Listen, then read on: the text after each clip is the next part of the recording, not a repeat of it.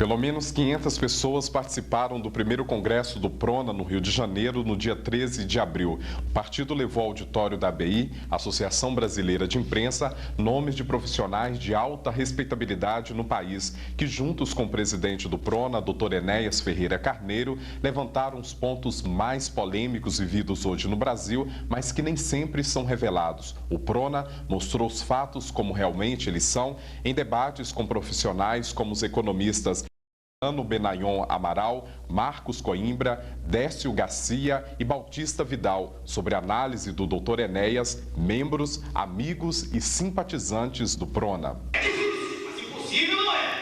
Veja a trajetória do nosso partido.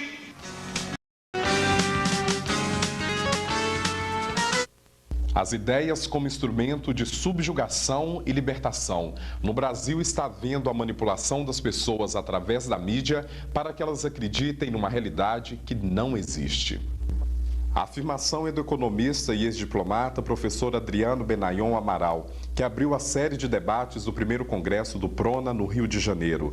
Um dos exemplos citados por ele como enganação é a ideia da economia de mercado. Após algum tempo de competição, se o mercado for deixado por conta de si próprio, surge a situação em que a empresa toma conta do mercado. As pessoas são levadas a acreditar que estão empobrecendo. Todo mundo coloca a culpa no mercado, mas o mercado tem dono. Ele foi manipulado pelos grupos dominadores, alerta o professor Benayon. É por meio da ideia que se exerce a dominação no mundo. E a essência da chamada ordem internacional de hoje é essa. É não só explorar, exterminar, praticamente arrasar com povos, nações, territórios, rebentar o território, esvaziar dos seus recursos naturais, acabar com a população, etc, etc. Dentro do processo de manipulação são inventados uma série de conceitos, como cooperação internacional, abertura de mercado, globalização, liberalismo. Nomes bonitos, mas abstratos. Muita gente nem sabe do que se trata. Pense rápido e responda. Você sabe o que significa PIB? As estatísticas revelam que o conceito é falso. O produto interno bruto também é enganação. Tudo que nós discutimos hoje de economia, nós temos que primeiro mostrar que está havendo uma enganação. O conceito é falso. Existe um ponto de viragem embutido em todo o discurso que se dá sobre a alegação de ciência econômica. E pior ainda, essa ciência política que é mais falsa ainda, que se detém apenas na superficialidade. Não vê que o fenômeno político está inteiramente regentado e subordinado pela grana pesada.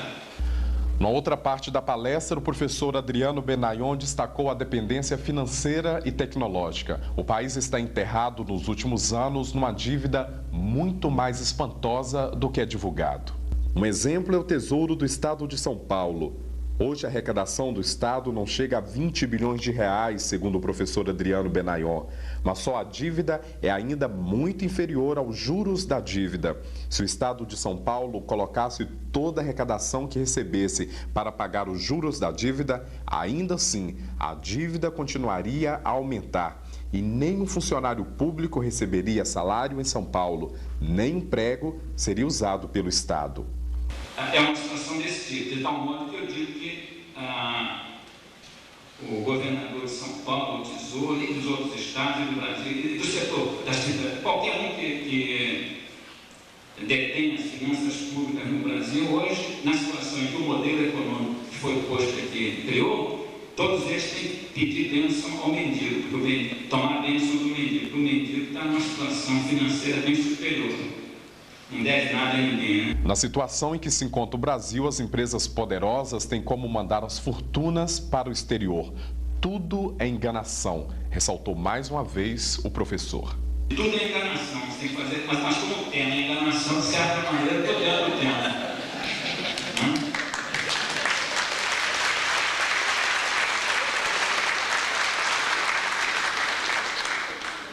Dívida externa. Ninguém entende, mas o Brasil é hoje o pior risco de investimento do mundo. O Brasil está classificado nas últimas posições do ranking internacional de crédito. É considerado um dos piores riscos do mundo. Por isso, paga 4 pontos só de 4 pontos percentuais de juros acima do juro dos títulos do Tesouro Americano. Está abaixo do México e da Venezuela na classificação mundial de risco. É essa a situação real do chamado mercado. Do mercado, aquele que se põe a culpa. Ele está dizendo uma coisa diferente daquilo que está sendo dito na telinha virtual. Na prática, qual que seria a dica que o senhor daria para uma pessoa comum para que ela possa ter mecanismo de conseguir definir essas manipulações através das ideias, como o senhor disse na palestra, e também dos meios de comunicação? Bom, as pessoas, de certa forma, elas são forçadas pela dura realidade em que elas vivem, né? Elas estão aí sujeitas ao desemprego ou trabalhando de uma forma em que são violentamente exploradas, né? Então as pessoas estão tendo problemas de tal ordem que elas acabam se tocando. Infelizmente, às vezes, na luta pela vida, a pessoa fica sem oportunidade de ter acesso a informações, né, que permitam esse caminho. Mas aí é que é o trabalho das pessoas que podem divulgar um pouco mais, levar um pouco mais, transmitir um pouco mais e fazer que cada um pense, discuta, né, e confronte a ideia da libertação com a sua vivência que está sendo de escravização dentro da vida que está levando por imposição do sistema que está havendo aí.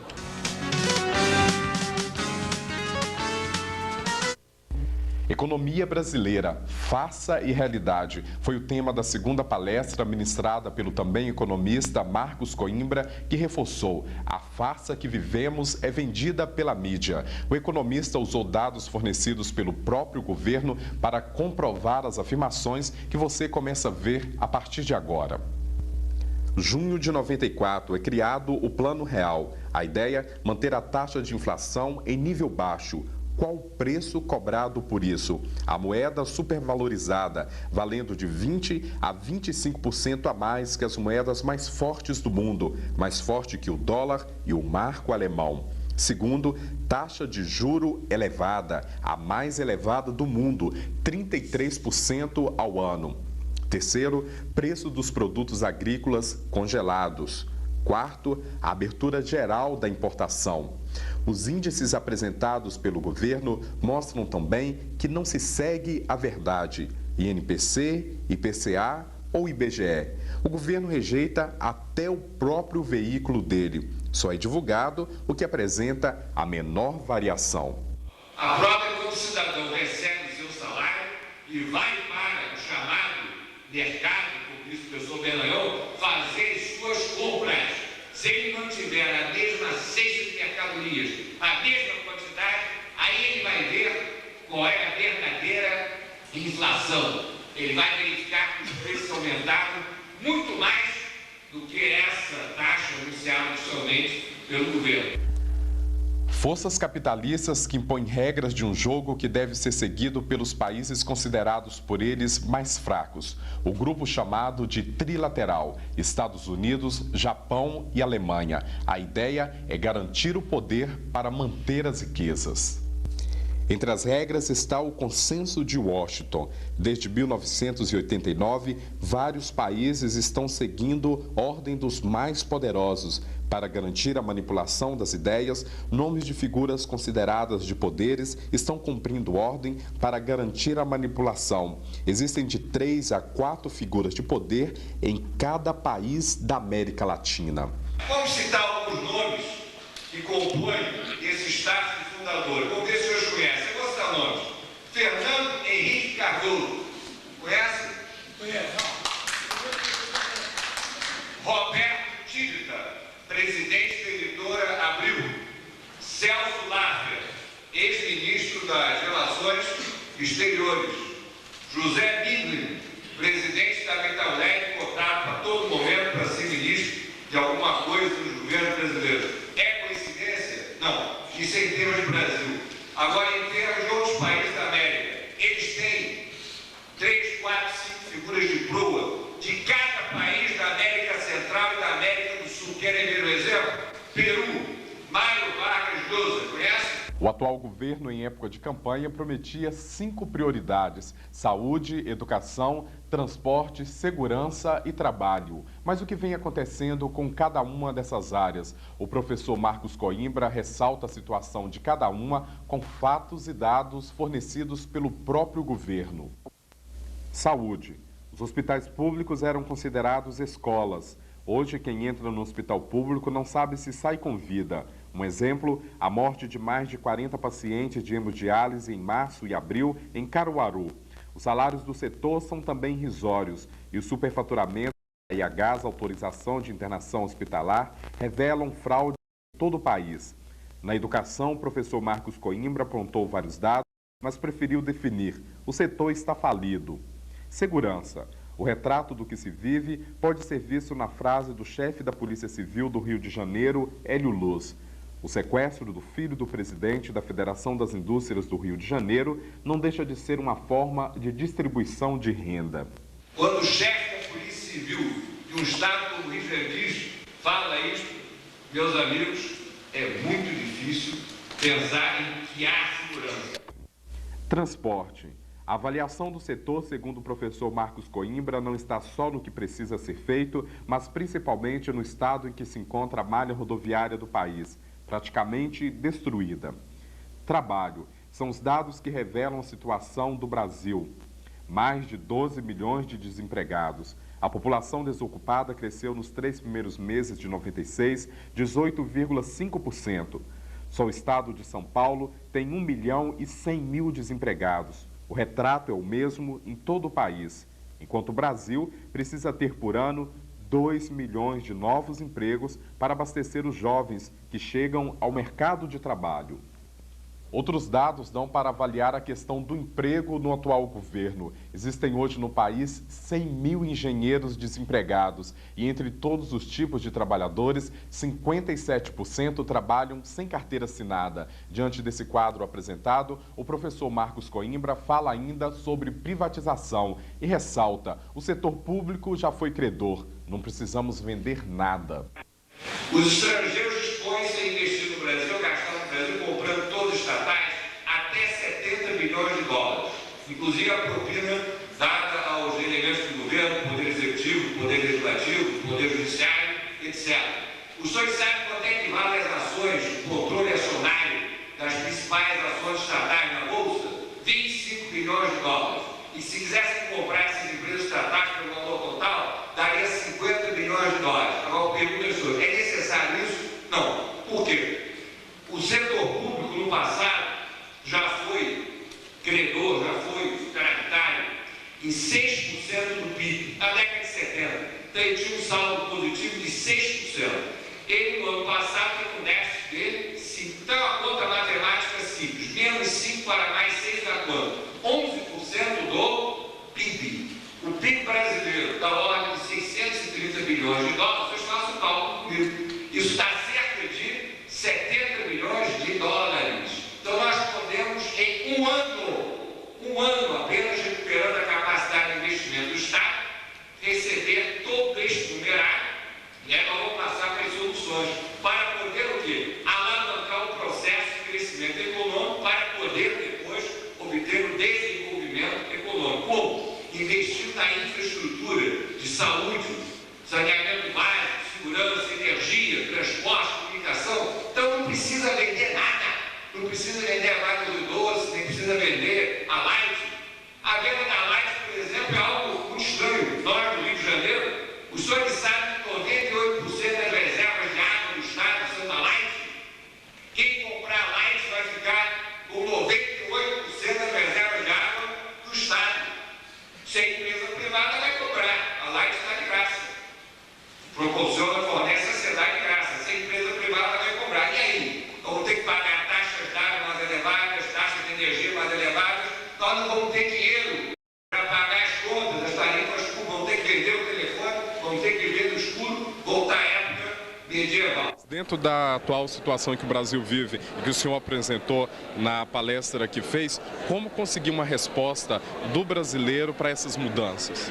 O brasileiro é um povo muito bom, o brasileiro é um povo patriota, o brasileiro é um povo sofrido, é um povo que ele consegue se adaptar às piores condições de vida, mas ele tem esperança, ele acredita em Deus, então eu tenho fé que com base no grande arquiteto do universo, com base em Deus, na mensagem divina, na mensagem de Deus, que Deus ajude o nosso povo a se conscientizar, o nosso povo se conscientizando, tendo melhores condições de saúde, de educação, de nutrição. O nosso povo é trabalhador, é um povo que é capaz de trabalhar 12, 13, 14 horas por dia, ao contrário do que se veicula. O povo brasileiro não é preguiçoso, o povo brasileiro não é acomodado, o povo brasileiro é um povo guerreiro, é um povo que passou do Tratado de Tordesilhas, aquela pequena faixa de terra, para esse imenso continente hoje que abrange quase toda a América, é um país que é um continente. Então, se os nossos antepassados fizeram, por que nós não podemos fazer? O desafio deles foi muito maior do que o nosso e eles venceram.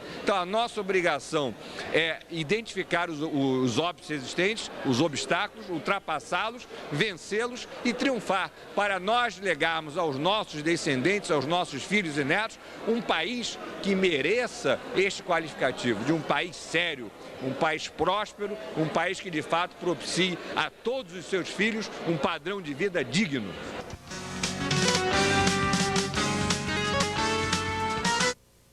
Você confere a partir de agora outros momentos importantes no primeiro congresso do PRONA no Rio de Janeiro e ainda uma entrevista especial. Convido o general Padrão para uma mensagem civil. Que infelizmente existe já dentro do território nacional uma divisão de infantaria leve para tomar conta do país, que vai servir como base de entrada para o resto. Eles vieram para aqui ajudados por um indivíduo inescrupuloso, que foi o outro presidente da República, o Collor, que deu um terreno para os Yanomamis no valor de um estado do Rio de Janeiro, para 3.300 homens. Eles não têm coragem de enfrentar, mandar uma força-tarefa, tomar a Amazônia, porque seria um escândalo para o mundo inteiro. Mas eles vão tomar e vão detalhar. Então é preciso que nós acabemos com esse negócio. E para isso, a representante aqui no Congresso, eu peço que casse imediatamente a terra dos Yanomamis, expulse esses Yanomamis, porque não são índios brasileiros. O nosso maior inimigo é a nossa própria vontade de acomodação.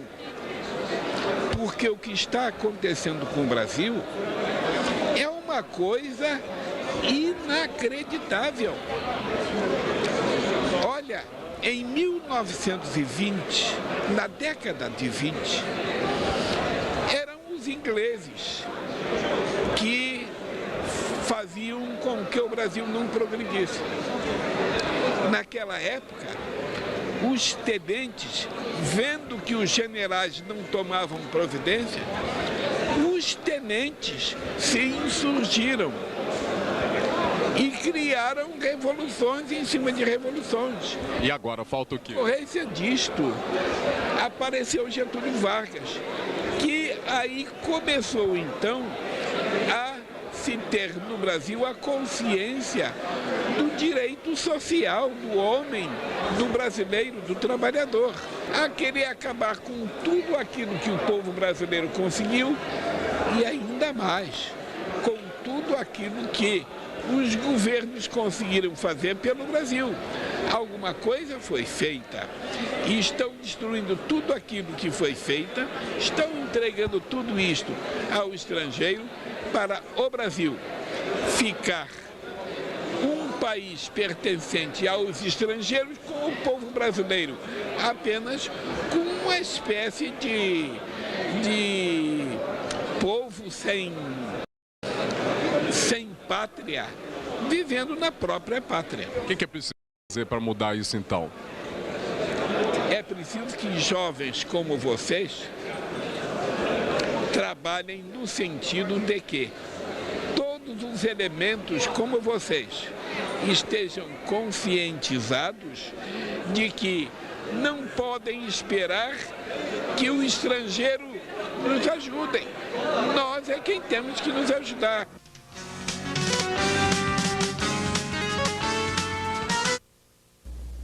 As implicações públicas da crise financeira. Este foi o tema da palestra com o cientista econômico Décio Garcia. Entre outros assuntos, ele fala sobre salário mínimo e previdência.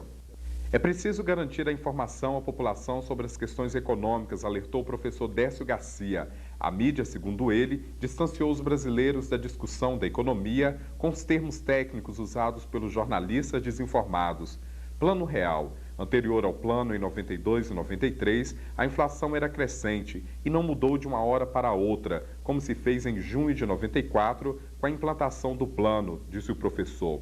A inflação encontra sempre os perdedores de renda, os assalariados e pequenos empresários. O professor Décio Garcia disse que uma dica para os sindicatos é que o momento certo de se fazer greve é quando o governo diz que vai aumentar os impostos, momento em que ele transfere renda para o Tesouro, bancos e grandes aplicadores.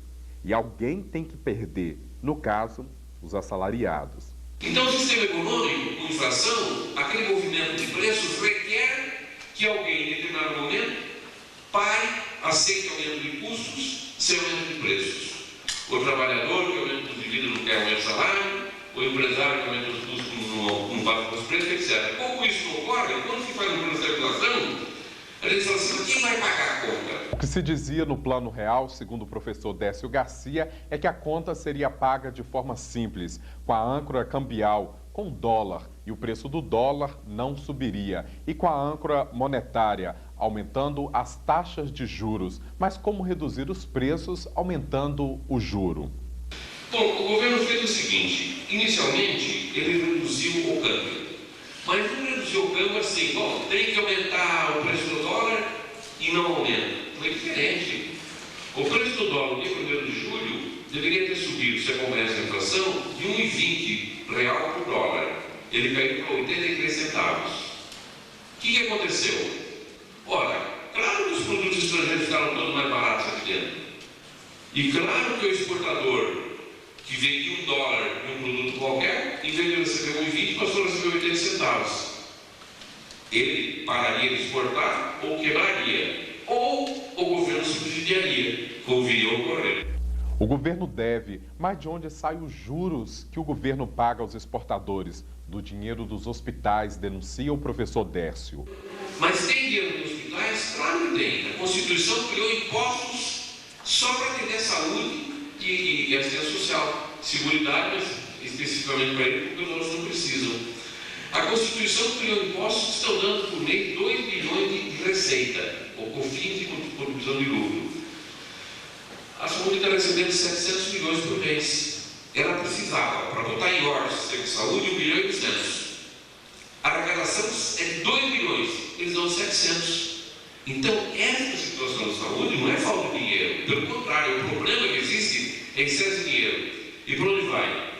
Vai para cobrir juros. Que juros? Os juros que pagavam para subsidiar o exportador, compensando de que o preço do dólar está barato. Abertura do comércio para países estrangeiros. Essa foi outra preocupação apontada pelo professor Décio Garcia. Segundo ele, uma lição que é preciso aprender. Aliás, essa lição de impedir que os estrangeiros adquirem a produção é uma lição que aprende dos Estados Unidos, do Japão, da Alemanha, da Inglaterra. Sempre eles fizeram isso. Não deixando ali. Aqui no Brasil, de repente, não deu abrir o comércio. Então, a redução de tarifas foi uma coisa completamente irresponsável. Era no programa desse partido aí, porque eles diziam que defesa da indústria era, como é que se diz, saudosismo dos anos 50. Não, se você não defende a indústria, entra o produto estrangeiro a preço mais barato em qualquer país do mundo. Reformas. Uma outra farsa montada pelo governo, segundo o professor Décio Garcia. Para ele, a reforma da Previdência, por exemplo, está por trás de propaganda enganosa. As notícias de que para cada beneficiário da Previdência existem 2 contribuintes é uma inverdade. A Previdência, para uma situação muito boa, está com superávit de 10 bilhões. A Previdência rural, a Previdência social urbana. A rural não consegue arrecadar, reformulando a produção, e a urbana cobre. E a herança vitalícia, que é o pagamento aos idosos e vários, a Previdência paga também, que era uma coisa que o governo pagava. Então a Previdência está gerando na área urbana 10 bilhões de excedentes e cobrindo a parte rural e outra. Como mudar a situação? Ressaltou o professor Décio Garcia. O Brasil pagou de juros só no ano passado 23 milhões e arrecadou o governo federal 82. Mas o que foi feito com o resto? E o restante? O restante ele colocou junto com o valor dos títulos e a hora que resgata títulos, resgata juros junto e não diz que tem juros. Então vai manipulando pontos e tudo mais. Ou seja, nós temos uma série de meias-verdades. É por isso que o país arrecada cada vez mais e os hospitais, eu acho que expressa o desprezo dos abandonos expressa a mesma política, não é? Uma situação de penúria e de abandono completo. Então, eu acho que esta reunião ela é muito importante exatamente porque isso é um fórum a partir do qual as pessoas passam a discutir e acompanhar as coisas e a cobrar.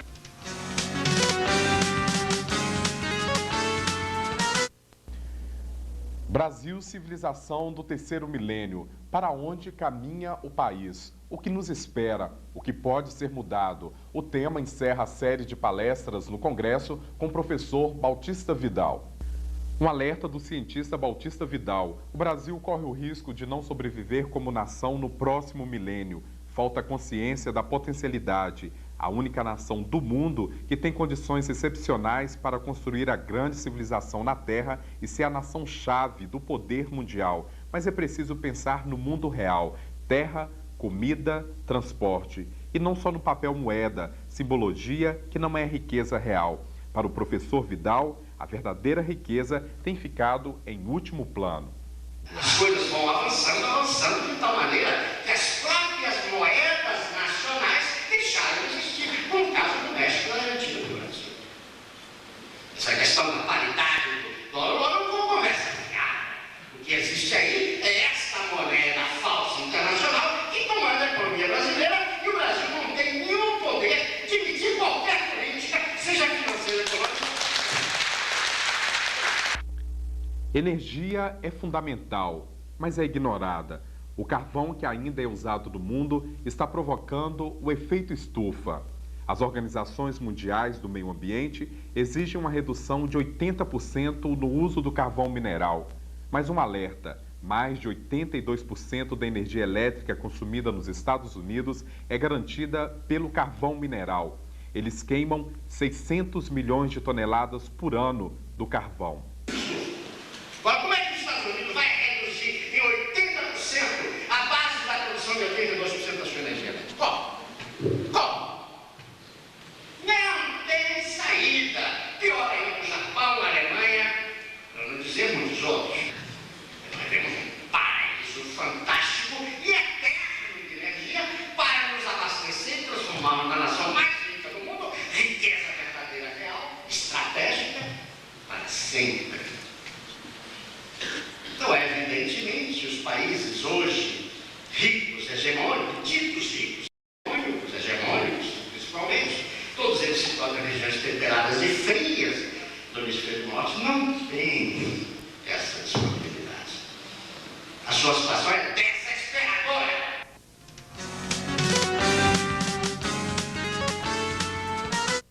E para encerrar o primeiro congresso do PRONA no Rio de Janeiro, o presidente do partido, Dr. Enéas Ferreira Carneiro, faz uma avaliação do que foi o congresso.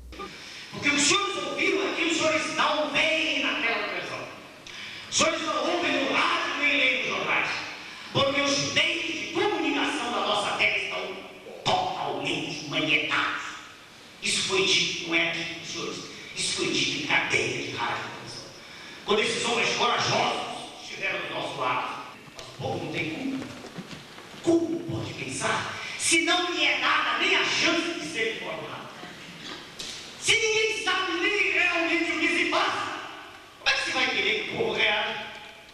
Como se pode pedir se o indivíduo está perdendo a sua autoestima? Mas, senhores, vejam que beleza de civilização é a nossa, que resiste a tudo isso.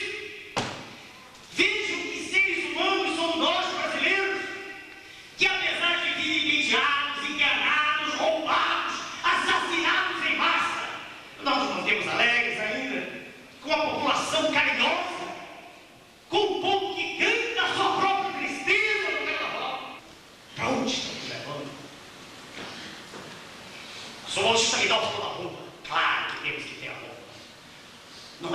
essa porra toda que ninguém. É pra sentar na mesa, porque só se respeita no cenário internacional uma coisa, é a força. Todos aqueles que pensam que existem mais inimigos só conversam pra bom dormir, da qual nem minha filhinha mais acredita. Há um jogo de interesses brutal. E o Brasil, esse gigante gigantesco, esse gigante enorme que é está, esse gigante adormecido tem, adormecido, claro! Não pode tirar do seu subsolo a riqueza brutal que ele tem. Trilhões inimagináveis, eu não vou ter não uma cifra grande, de dólares em ouro. Quanto em manganês, quanto em titânio, quanto em nióbio, quanto em Marte. Não, temos que ficar como cegos, de cabeça baixa, sorrindo, com um sorriso alvar. Sabe o que quer dizer um sorriso alvar?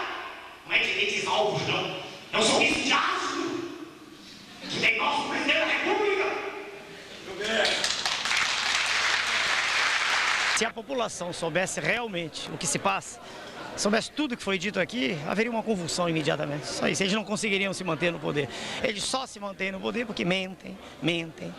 Continue gravando, mentem. O senhor acredita que o que deve ser feito, então, para poder acabar com isso? Bom, o nosso caminho é o caminho pela via normal, pelo voto.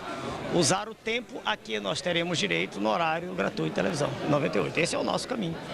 Agora, se existe outro, não é nosso. Tem gente que pensa em todo mundo pegar em armas, mas não é o nosso caminho. Não é assim. Nós vemos o caminho normal. Lutar contra o monstro que aí está. Lutar contra ele pelos meios que aí estão.